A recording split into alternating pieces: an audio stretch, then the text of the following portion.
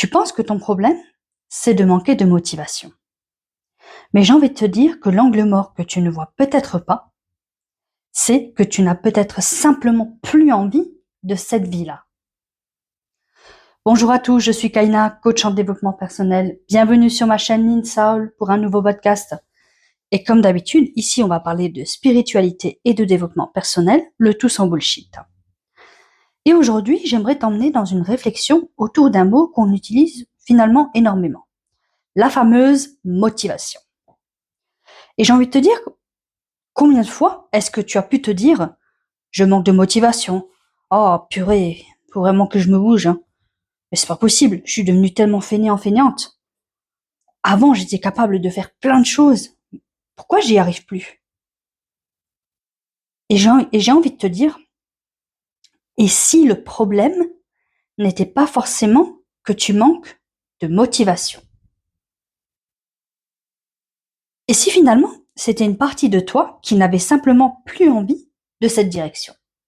Alors attention, je suis pas en train de te dire que chaque fois que tu procrastines, c'est parce que ton âme te dit de tout plaquer et de partir vivre à Bali et faire des non, non.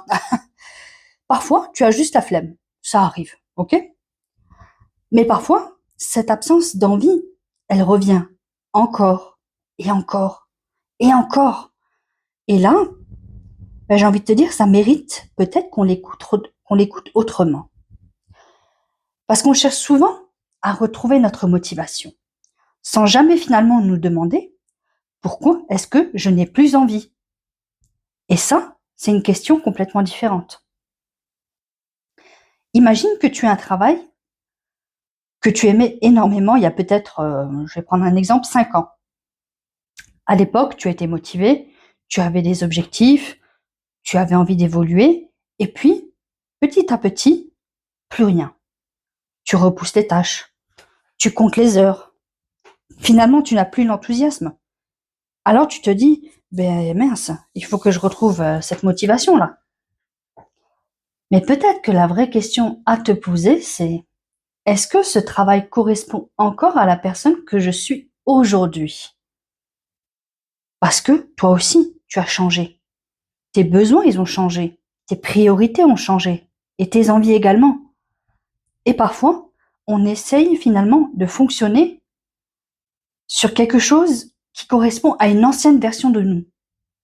J'ai envie de te dire, c'est un peu comme remettre ton pantalon préféré d'il y a 10 ans, tu vois, et décider que c'est ton corps qui a un problème.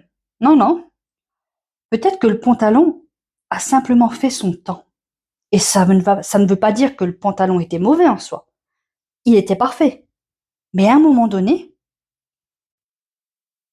il ne l'est plus, tout simplement. Et certaines choses dans nos vies sont exactement comme ça. Ça peut être une activité, une relation peut-être, un travail, voire même une manière de vivre ou une habitude.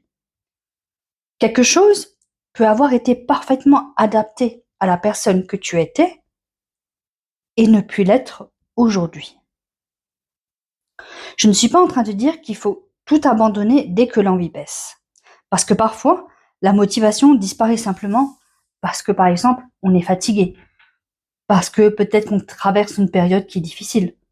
Peut-être parce qu'il y a une peur. Ou parce qu'on se met trop de pression. Et parfois même parce qu'on cherche la perfection. Et j'ai envie de te dire, ça aussi, ça mérite d'être regardé. Mais justement, comment savoir finalement ce qui est en train de se passer? J'ai envie de te dire, en arrêtant peut-être de chercher immédiatement une solution et en commençant par observer. Quand tu penses à cette chose que tu n'arrives plus à faire, qu'est-ce que tu ressens? Est-ce que c'est de la fatigue? Est-ce que c'est de l'angoisse? Peut-être de l'ennui? De la peur? Peut-être de la frustration? Ou alors, tout simplement, rien, aucune envie. Et si tu imagines que cette situation ne change jamais, qu'est-ce que ça vient provoquer en toi? Et maintenant, imagine que demain, tu n'étais plus obligé de le faire. Là, qu'est-ce que tu ressens? Du soulagement? De la tristesse? Peut-être de la peur? De la joie? Et tu vois, parfois les réponses sont déjà là, mais on ne leur pose jamais les bonnes questions. Et c'est là que j'aimerais en fait t'amener. Parce que peut-être que tu n'as pas besoin de forcer davantage. Peut-être que tu as besoin de comprendre pourquoi cette chose-là, elle ne te nourrit plus. Comprendre ce qui a changé en toi. Comprendre si finalement tu as besoin de repos, peut-être d'un ajustement, d'une nouvelle manière de faire. Ou alors peut-être réellement d'un nouveau chemin. Et parfois, ce n'est pas le projet en soi qu'il faut abandonner. Parfois, c'est la manière dont tu essayes de le réaliser. Par exemple, tu veux créer du contenu.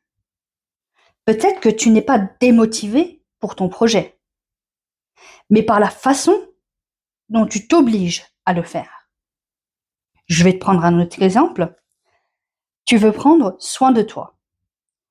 Peut-être que tu n'es pas démotivé par le fait de prendre soin de toi, mais par une routine qui ne te correspond absolument pas. Tu veux développer une activité? Peut-être que tu n'as pas perdu ton envie, mais que la manière dont tu t'es mis une pression de dingue, ça t'a complètement épuisé. Et j'ai envie de te dire, et ça, c'est important. Parce que finalement, entre je ne veux plus de ça et je ne veux plus de ça comme ça, il y a encore tout un monde.